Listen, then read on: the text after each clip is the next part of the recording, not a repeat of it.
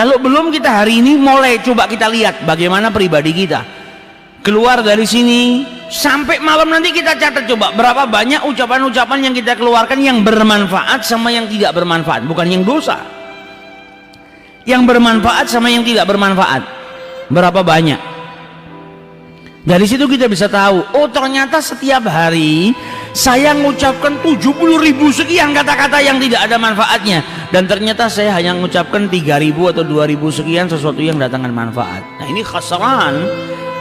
Orang kalau dagang nggak ada buka buku, nggak akan maju dagangannya. Punya toko, penjualan kan dicatat.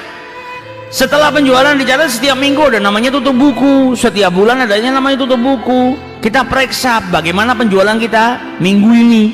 Kalau nggak ada manajemen seperti itu, perusahaan kita nggak akan maju. Tapi dengan adanya tutup buku, kita bisa evaluasi, oh ternyata ini khasarah, oh ternyata ini untung. Bagaimana caranya saya supaya bisa dapat untung? Oh, saya harus menggunakan trik promosi, harus ada diskon. Oh, mungkin saya bisa belanja di tempat lain. Ini semua dipikirkan sama dia supaya usahanya maju. Begitu juga dengan manajemen kehidupan kita. Oh, ternyata selama 1 minggu kalau dikumpulkan 6 hari lebih, 6 hari setengah saya gunakan mulut saya untuk sesuatu yang tidak bermanfaat, yang manfaat hanya 3 jam atau 4 jam. Ini khasarah, saya buang waktu seminggu seperti ini. Berarti harus saya benarkan. Bagaimana caranya? Harus dipikirkan. Ini manajemen kehidupan manusia untuk merubah dirinya dari yang tidak bermanfaat menjadi orang yang bermanfaat. Kalau nggak ada tafakur, nggak ada seperti orang tutup buku dalam perdagangan, nggak akan berubah. Dan kalau mau berubah harus jaga benar-benar. Sebagaimana diriwayatkan bahwasanya Hasan ibnu Abi Sannan, kemarin kita sudah bahas bagaimana Hasan ibnu Sannan ini pernah melewati suatu kampung yang selalu dilewatin sama dia, tapi dia nggak nyadar ternyata ada bangunan baru di situ. Ketika dia lewat ada bangunan baru di situ, dia kaget, ini kapan bangunan ini dibangun, kok saya nggak sadar. Setelah ngucap seperti itu, ini orang saleh, kita jauh daripada orang-orang yang seperti itu, susah. Dia ngelihat bangunan yang baru, tanya, ini kapan bangunan ini dibangun? Tanyanya bukan kepada orang lain, kepada dirinya sendiri. Kapan ini? Saya nggak lihat, nggak nyadar kalau ada bangunan seindah ini baru dibangun. Perasaan kemarin saya lewat sini nggak ada. Kan kita sering ngelihat seperti ini. Kadang berkeluar dari Solo berapa hari, balik ngelihat ada, ini kapan dibangunnya? Saya nggak tahu.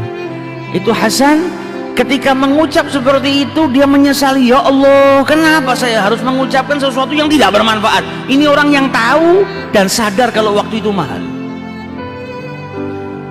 Karena kalau kita ngucap, ya Allah, kapan ini bangunan yang indah ini yang dibangun? Berapa detik itu?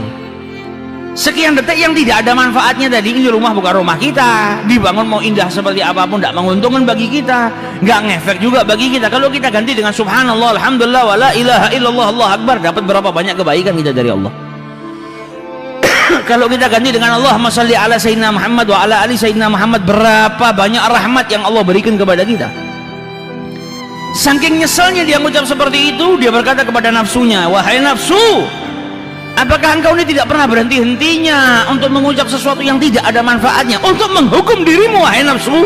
Ini hukum dirinya sendiri loh. Saya akan berpuasa 1 tahun lamanya untuk menghukum dirimu. Cuma gara-gara nanya ini bangunan kapan dibangun. Dia nggak mau jadi orang yang khasarah. Kok kau ini malah bertanya atau mengucap sesuatu yang tidak ada manfaatnya, ini bagaimana? Kurang ajar kau, wahai nafsu. Kau saya akan hukum. Apa hukumannya? Saum, puasa 1 tahun. Dan dipraktekkan sama beliau puasa 1 tahun.